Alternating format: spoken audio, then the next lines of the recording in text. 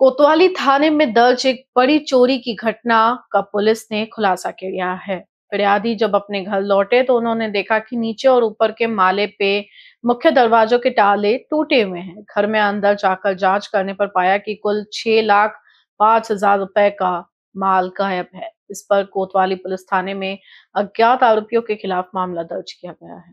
जांच के दौरान पुलिस ने घटनास्थल से आरोपी तक पहुंचने के लिए करीब 350 सीसीटीवी फुटेज की बारीकी से छानबीन की। इसमें आरोपी की पहचान कर उन्हें गिरफ्तार किया गया और चोरी का माल भी बरामद किया गया। पूछताछ में आरोपी क्रमांक 1 ने अपने साथी आरोपी क्रमांक 2 के साथ कपिल नगर थाना क्षेत्र के बच्चा बैरक के पीछे पाटनकर चौक में चोरी करने की बात स्वीकार की। इस पर कपिल नगर पुलिस से संपर्क कर जाँच की गयी तो वहाँ अपराध क्रमांक 581/25 धारा 331(3), 331(4), 305 अ भारतीय दंड संहिता 2023 के अंतर्गत प्रकरण का खुलासा हुआ। भारतीय दंड संहिता 2023 के अंतर्गत दर्ज प्रकरण का खुलासा हुआ। पुलिस ने इस मामले में असलम उर्फ आशु अब्दुल शरीफ खान और अरहंत उर्फ गोल्डी विजय गजबे को गिरफ्तार किया है। दोनों आरोपियों से पूछताछ जारी है और पुलिस को अन्य मामलों के भी खुलासे की संभावना है। इन बीसीएन न्यूज के लिए अखिलेश के साथ अभिषेक पानसे की रिपोर्ट। दरीपटका पोलीस स्टेशनला 10 तारखेला सकाळी माहिती मिळाली की चंदा खरे सुदर्शन कॉलनी बेजनबाग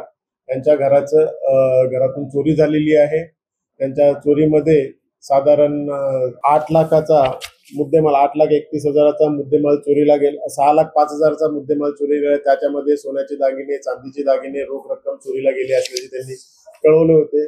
सदर गुन्हा दाखल करून त्याचा तपास करण्यात आला। पीएसआय मोरखडे आणि त्यांच्या टीमने अथक प्रयत्न करून ते साधारण 300-350च्या वरती सीसीटीव्ही तपासून यातील आरोपी निष्पन्न केले। आरोपी निष्पन्न करून त्यांची ओळख पटवून त्यांना ताब्यात घेण्यात आलं।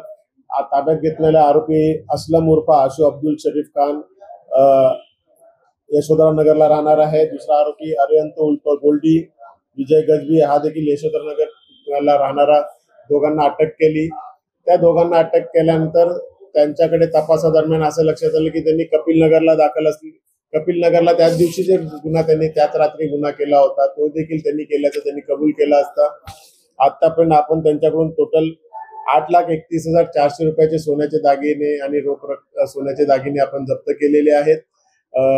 दोन्ही गुन्ह्यामध्ये एकूण 12,89,000चा माल चोरीला गेला होता। त्यापैकी 8,31,000 म्हणजे साधारण 65% रिकव्हरी या गुन्ह्यामध्ये झालेली आहे।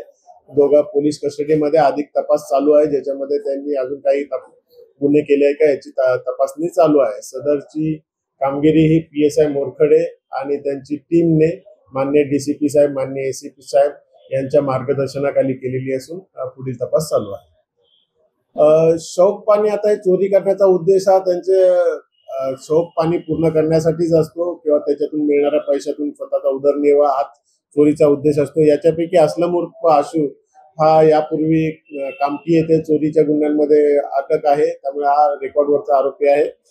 अरिहंत गोल्डी उर्फ गोल्डी याचा अजून रेकॉर्ड मिळालेला नाहीये, परंतु हा देखील नव्याने उद्भवस येणारा घरफोडी करणारा गुन्हेगार म्हणून पुढे यायला लागलेला आहे।